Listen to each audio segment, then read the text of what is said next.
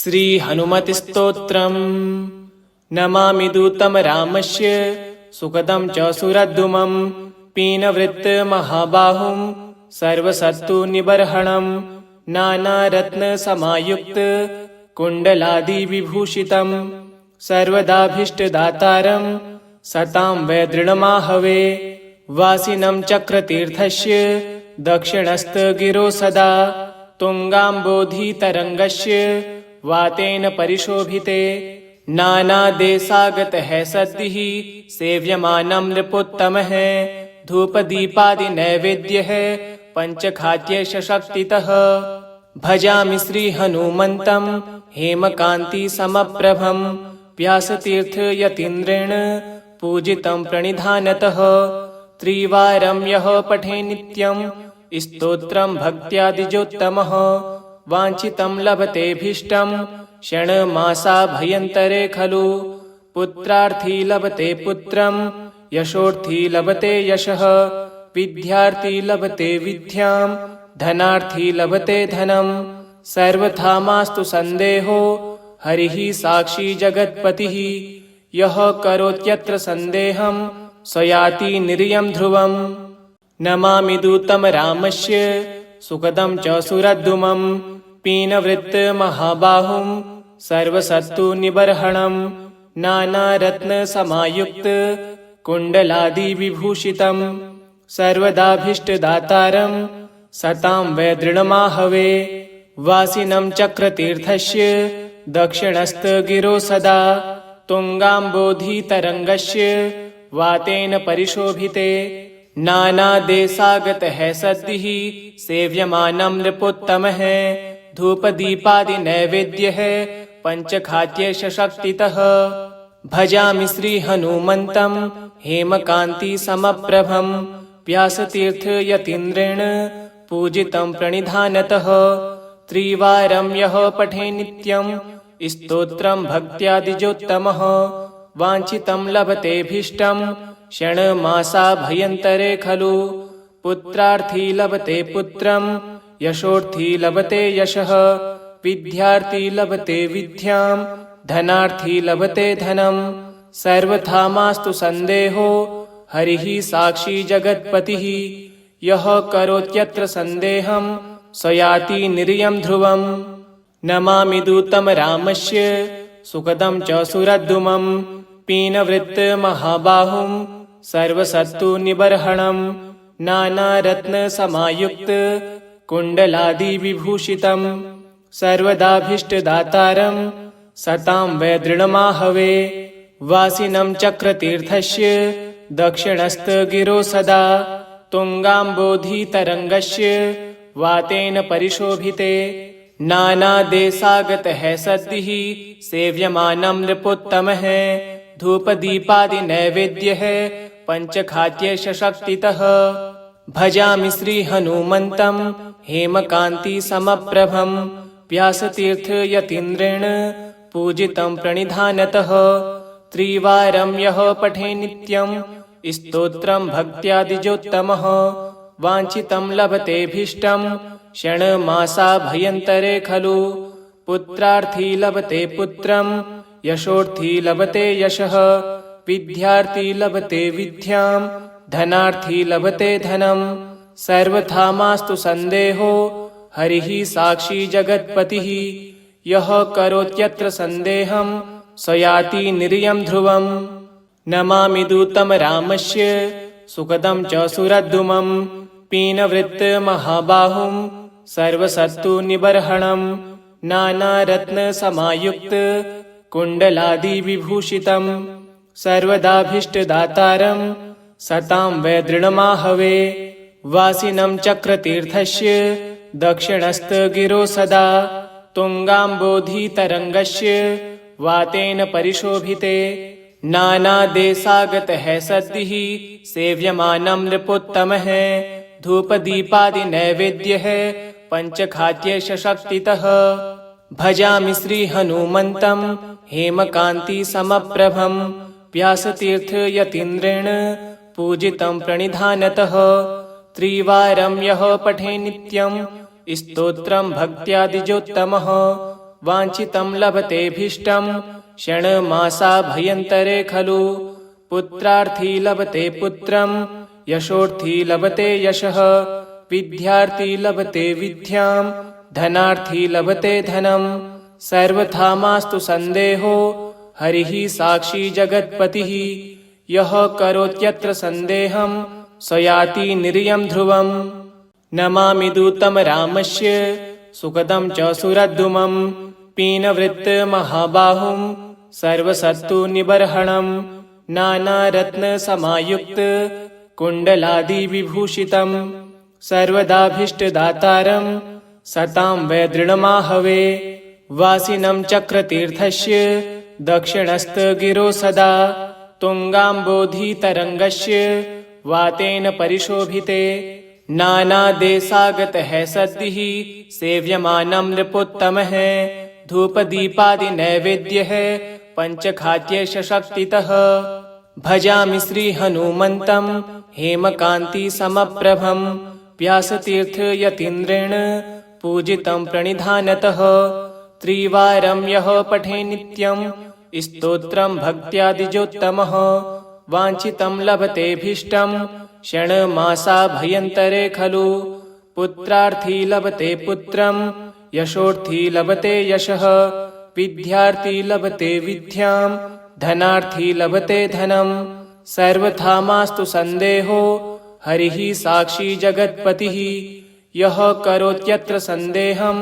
स याति निर्यं ध्रुवम् नमामि दूतं रामस्य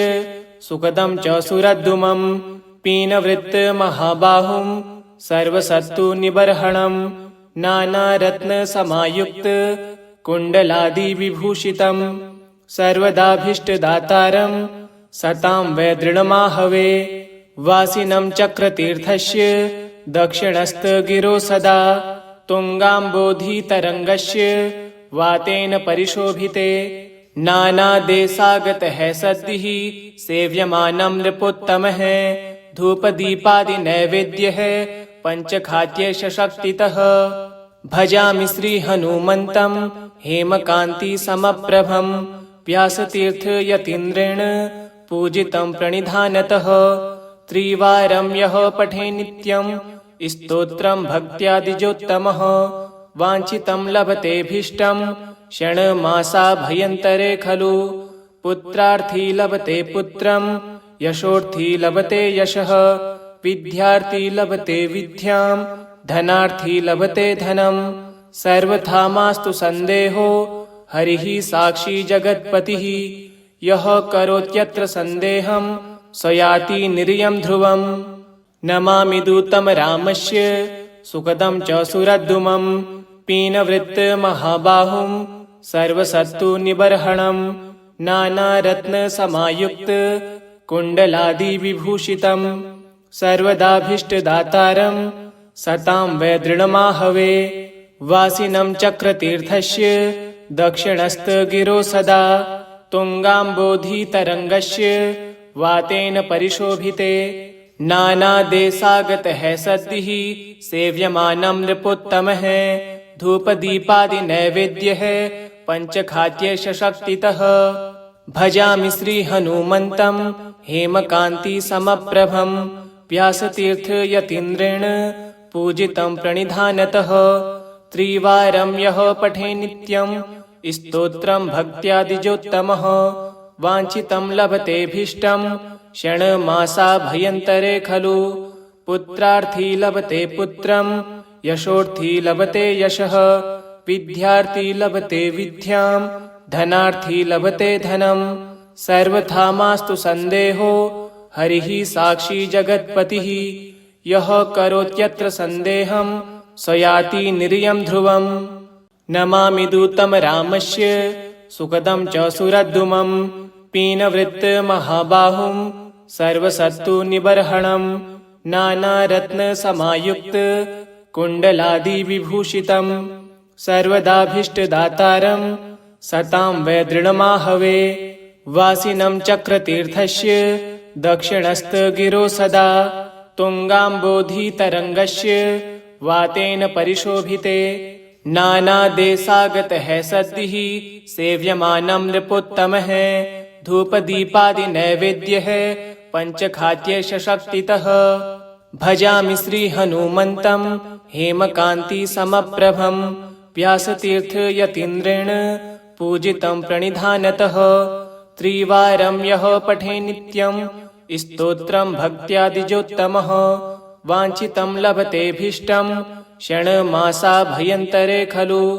पुत्रार्थी लभते पुत्रं यशोर्थी लभते यशः विद्यार्थी लभते विद्यां धनार्थी लभते धनं सर्वथा मास्तु सन्देहो हरिः साक्षी जगत्पतिः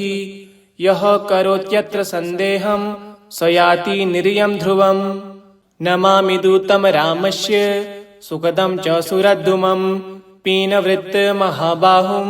सर्वसत्तुनिबर्हणं नानारत्नसमायुक्त कुण्डलादिविभूषितं सर्वदाभीष्टदातारं सतां वै दृढमाहवे वासिनं चक्रतीर्थस्य दक्षिणस्थगिरो सदा तुङ्गाम्बोधितरङ्गस्य वातेन परिशोभिते नानादेशागतः सद्भिः सेव्यमानं नृपोत्तमः धूपदीपादिनैवेद्यः पञ्चखाद्यैष शक्तितः भजामि श्रीहनुमन्तं हेमकान्तिसमप्रभं व्यासतीर्थयतीन्द्रेण पूजितं प्रणिधानतः त्रिवारं यः पठे नित्यं स्तोत्रं भक्त्यादिजोत्तमः वाञ्छितं लभतेऽभीष्टं षण्मासाभ्यन्तरे खलु पुत्रार्थी लभते पुत्रं यशोर्थी लभते यशः विद्यार्थी लभते विद्यां धनार्थी लभते धनं सर्वथा मास्तु सन्देहो हरिः साक्षी जगत्पतिः यः करोत्यत्र सन्देहं स याति निर्यं ध्रुवम् नमामि दूतं रामस्य सुखदं च सुरद्रुमं पीनवृत्तमहाबाहुं सर्वसत्तुनिबर्हणं नानारत्नसमायुक्त कुण्डलादिविभूषितं सर्वदाभीष्टदातारं सतां वै दृढमाहवे वासिनं चक्रतीर्थस्य दक्षिणस्थगिरो सदा तुङ्गाम्बोधितरङ्गस्य वातेन परिशोभिते नानादेशागतः सद्भिः सेव्यमानं नृपोत्तमः धूपदीपादिनैवेद्यः पञ्चखाद्यैष शक्तितः भजामि श्रीहनुमन्तं हेमकान्तिसमप्रभं व्यासतीर्थयतीन्द्रेण पूजितं प्रणिधानतः त्रिवारं यः पठे नित्यं स्तोत्रं भक्त्यादिजोत्तमः वाञ्छितं लभतेऽभीष्टं षण्मासाभ्यन्तरे खलु पुत्रार्थी लभते पुत्रं यशोर्थी लभते यशः विद्यार्थी लभते विद्यां धनार्थी लभते धनं सर्वथा मास्तु सन्देहो हरिः साक्षी जगत्पतिः यः करोत्यत्र सन्देहं स याति निर्यं ध्रुवम् नमामि दूतं रामस्य सुखदं च सुरद्रुमं पीनवृत्तमहाबाहुं सर्वसत्तुनिबर्हणं नानारत्नसमायुक्त कुण्डलादिविभूषितं सर्वदाभीष्टदातारं सतां वै दृढमाहवे वासिनं चक्रतीर्थस्य दक्षिणस्थगिरो सदा तुङ्गाम्बोधितरङ्गस्य वातेन परिशोभिते नानादेशागतः सद्भिः सेव्यमानं नृपोत्तमः धूपदीपादिनैवेद्यः पञ्चखाद्यैष शक्तितः भजामि श्रीहनुमन्तं हेमकान्तिसमप्रभं व्यासतीर्थयतीन्द्रेण पूजितं प्रणिधानतः त्रिवारं यः पठे नित्यं स्तोत्रं भक्त्यादिजोत्तमः वाञ्छितं लभतेऽभीष्टं षण्मासाभ्यन्तरे खलु पुत्रार्थी लभते पुत्रं यशोर्थी लभते यशः विद्यार्थी लभते विद्यां धनार्थी लभते धनं सर्वथा मास्तु सन्देहो हरिः साक्षी जगत्पतिः यः करोत्यत्र सन्देहं स याति निर्यं ध्रुवम् नमामि दूतं रामस्य सुखदं च सुरद्रुमं पीनवृत्तमहाबाहुं सर्वसत्तुनिबर्हणं नानारत्नसमायुक्त कुण्डलादिविभूषितं सर्वदाभीष्टदातारं सतां वै दृढमाहवे वासिनं चक्रतीर्थस्य दक्षिणस्थगिरो सदा तुङ्गाम्बोधितरङ्गस्य वातेन परिशोभिते नानादेशागतः सद्भिः सेव्यमानं नृपोत्तमः धूपदीपादिनैवेद्यः पञ्चखाद्यशक्तितः भजामि श्रीहनुमन्तं हेमकान्तिसमप्रभं व्यासतीर्थयतीन्द्रेण पूजितं प्रणिधानतः त्रिवारं यः पठे नित्यं स्तोत्रं भक्त्यादिजोत्तमः वाञ्छितं लभतेऽभीष्टं षण्मासाभ्यन्तरे खलु पुत्रार्थी लभते पुत्रं यशोर्थी लभते यशः विद्यार्थी लभते विद्यां धनार्थी लभते धनं सर्वथा मास्तु सन्देहो हरिः साक्षी जगत्पतिः यः करोत्यत्र सन्देहं स याति निर्यं ध्रुवम् नमामि दूतं रामस्य सुखदं च सुरद्रुमं पीनवृत्तमहाबाहुं सर्वसत्तुनिबर्हणं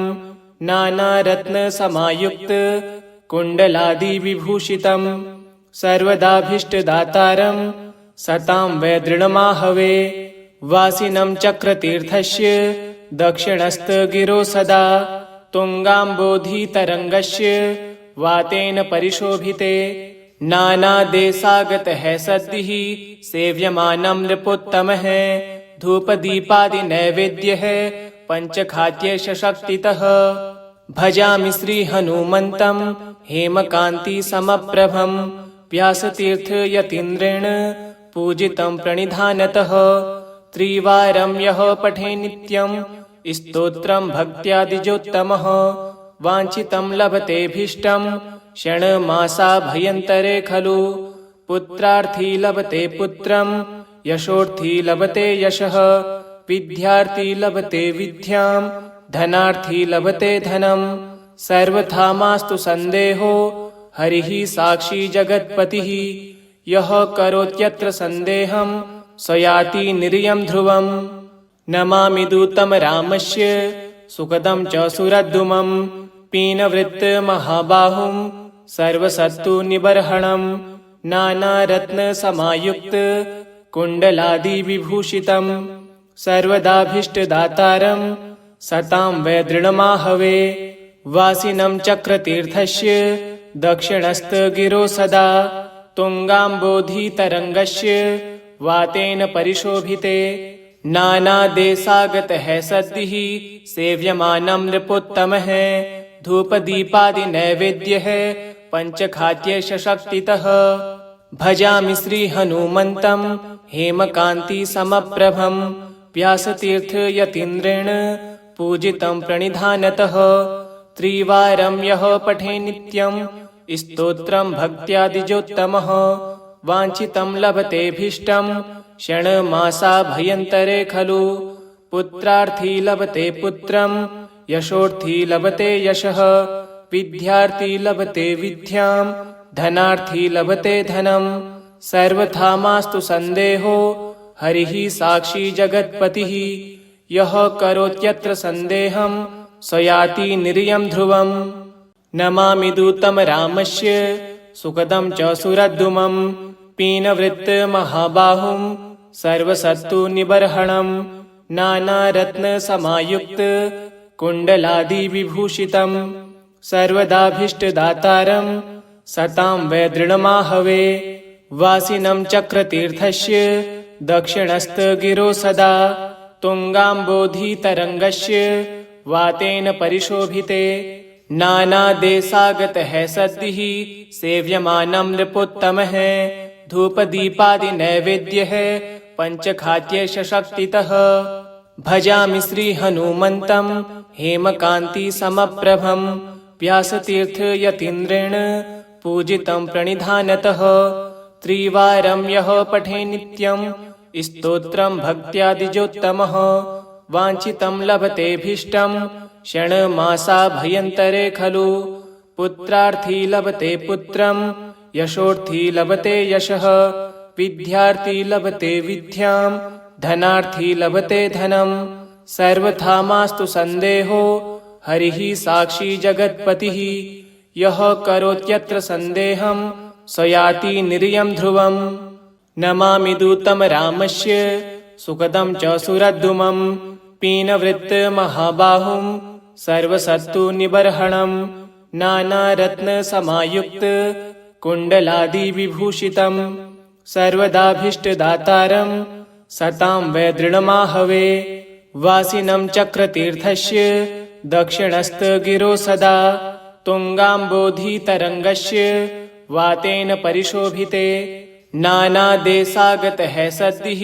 सेव्यमानं नृपोत्तमः धूपदीपादिनैवेद्यः पञ्चखाद्यशक्तितः भजामि श्रीहनुमन्तं हेमकान्तिसमप्रभं व्यासतीर्थयतीन्द्रेण पूजितं प्रणिधानतः त्रिवारं यः पठे नित्यं स्तोत्रं भक्त्यादिजोत्तमः वाञ्छितं लभतेऽभीष्टं षण्मासाभ्यन्तरे खलु पुत्रार्थी लभते पुत्रं यशोर्थी लभते यशः विद्यार्थी लभते विद्यां धनार्थी लभते धनम् सर्वथा मास्तु सन्देहो हरिः साक्षी जगत्पतिः यः करोत्यत्र सन्देहं स याति निर्यं ध्रुवम् नमामि दूतं रामस्य सुखदं च सुरद्रुमं पीनवृत्तमहाबाहुं सर्वसत्तुनिबर्हणं नानारत्नसमायुक्त कुण्डलादिविभूषितं सर्वदाभीष्टदातारं सतां वै दृढमाहवे वासिनं चक्रतीर्थस्य दक्षिणस्थगिरो सदा तुङ्गाम्बोधितरङ्गस्य वातेन परिशोभिते नानादेशागतः सद्भिः सेव्यमानं नृपोत्तमः धूपदीपादिनैवेद्यः पञ्चखाद्यशक्तितः भजामि श्रीहनुमन्तं हेमकान्तिसमप्रभं व्यासतीर्थयतीन्द्रेण पूजितं प्रणिधानतः त्रिवारं यः पठे नित्यं स्तोत्रं भक्त्यादिजोत्तमः वाञ्छितं लभतेऽभीष्टं षण्मासाभ्यन्तरे खलु पुत्रार्थी लभते पुत्रं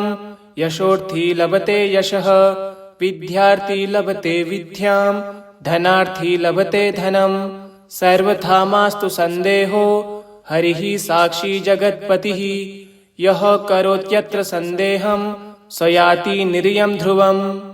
नमामि दूतं रामस्य सुखदं च सुरद्रुमं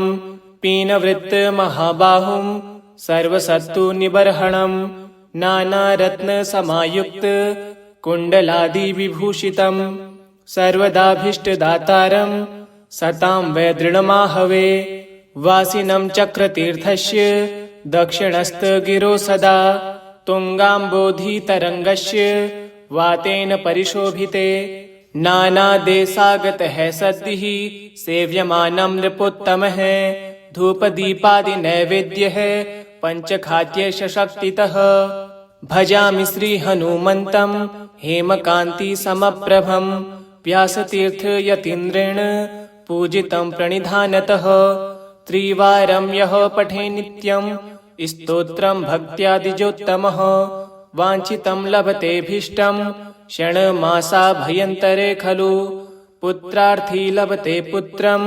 यशोर्थी लभते यशः विद्यार्थी लभते विद्यां धनार्थी लभते धनम् सर्वथा मास्तु सन्देहो हरिः साक्षी जगत्पतिः यः करोत्यत्र सन्देहं स याति निर्यं ध्रुवम् नमामि दूतं रामस्य सुखदं च सुरद्रुमं पीनवृत्तमहाबाहुं सर्वसत्तुनिबर्हणं नानारत्नसमायुक्त कुण्डलादिविभूषितं सर्वदाभीष्टदातारं सतां वै दृढमाहवे वासिनं चक्रतीर्थस्य दक्षिणस्थगिरो सदा तुङ्गाम्बोधितरङ्गस्य वातेन परिशोभिते नानादेशागतः सद्भिः सेव्यमानं नृपोत्तमः धूपदीपादिनैवेद्यः पञ्चखाद्यशक्तितः भजामि श्रीहनुमन्तं हेमकान्तिसमप्रभं व्यासतीर्थयतीन्द्रेण पूजितं प्रणिधानतः त्रिवारं यः पठे नित्यं स्तोत्रं भक्त्यादिजोत्तमः वाञ्छितं लभतेऽभीष्टं षण्मासाभ्यन्तरे खलु पुत्रार्थी लभते पुत्रं यशोर्थी लभते यशः विद्यार्थी लभते विद्यां धनार्थी लभते धनं सर्वथा मास्तु सन्देहो हरिः साक्षी जगत्पतिः यः करोत्यत्र सन्देहं स याति निर्यं ध्रुवम् नमामि दूतं रामस्य सुखदं च सुरद्रुमं पीनवृत्तमहाबाहुं सर्वसत्तुनिबर्हणं नानारत्नसमायुक्त कुण्डलादिविभूषितं सर्वदाभीष्टदातारं सतां वै दृढमाहवे वासिनं चक्रतीर्थस्य दक्षिणस्थगिरो सदा तुङ्गाम्बोधितरङ्गस्य वातेन परिशोभिते नानादेशागतः सद्भिः सेव्यमानं नृपोत्तमः धूपदीपादिनैवेद्यः पञ्चखाद्यशक्तितः भजामि श्रीहनुमन्तं हेमकान्तिसमप्रभं व्यासतीर्थयतीन्द्रेण पूजितं प्रणिधानतः त्रिवारं यः पठे नित्यं स्तोत्रं भक्त्यादिजोत्तमः वाञ्छितं लभतेऽभीष्टं षण्मासाभ्यन्तरे खलु पुत्रार्थी लभते पुत्रं यशोर्थी लभते यशः विद्यार्थी लभते विद्यां धनार्थी लभते धनं सर्वथा मास्तु सन्देहो हरिः साक्षी जगत्पतिः यः करोत्यत्र सन्देहं स याति निर्यं ध्रुवम् नमामि दूतं रामस्य सुखदं च सुरद्रुमं पीनवृत्तमहाबाहुं सर्वसत्तुनिबर्हणं नानारत्नसमायुक्त कुण्डलादिविभूषितं सर्वदाभीष्टदातारं सतां वै दृढमाहवे वासिनं चक्रतीर्थस्य दक्षिणस्थगिरो सदा तुङ्गाम्बोधितरङ्गस्य वातेन परिशोभिते नानादेशागतः सद्भिः सेव्यमानं नृपोत्तमः धूपदीपादिनैवेद्यः पञ्चखाद्यशक्तितः भजामि श्रीहनुमन्तं हेमकान्तिसमप्रभं व्यासतीर्थयतीन्द्रेण पूजितं प्रणिधानतः त्रिवारं यः पठे नित्यं स्तोत्रं भक्त्यादिजोत्तमः वाञ्छितं लभतेऽभीष्टं षण्मासाभ्यन्तरे खलु पुत्रार्थी लभते पुत्रं यशोर्थी लभते यशः विद्यार्थी लभते विद्यां धनार्थी लभते धनं सर्वथा मास्तु सन्देहो हरिः साक्षी जगत्पतिः यः करोत्यत्र सन्देहं स याति निर्यं ध्रुवम् इति श्री हनुमद्स्तोत्रं सम्पूर्णम्।